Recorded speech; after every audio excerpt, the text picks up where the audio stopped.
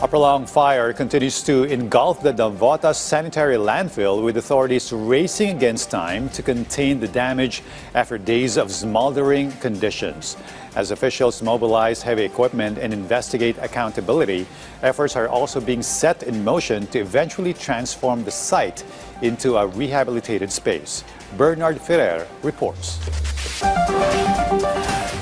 From a distance, thick smoke can be seen rising from the Navotas sanitary landfill. The fire beneath has not yet been fully extinguished. Thermal drone footage shows intense heat under the landfill, indicating the fire continues to burn. Today marks the 6th day of the landfill fire, which started last week. The Department of Public Works and Highways, or DPWH, Secretary Vince Dizon, along with Navotas Mayor John Retianco, inspected the site to assess the status quo and determine the necessary measures. Tatambakan natin ng lupa at saka ng putik yung affected area, which is roughly siguro kulang-kulang na 30 hectares yan.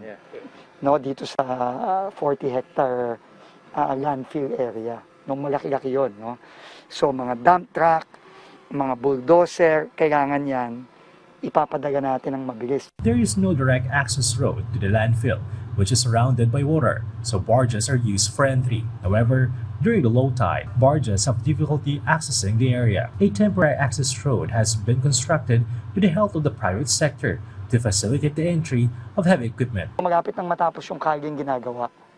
No, so pag natapos, sabi ni Mayor, matatapos na yun by Saturday, this weekend, mabilis na tayo makakapagpadala ng heavy equipment. Secretary Dizon has ordered the deployment of additional barges to the site. The Secretary will also secure additional barges from the private sector to support the operation. And Navotas LGU assured to hold accountable the company responsible. Nakita natin yung epekto nitong nangyari po. Kailangan talagang may managot.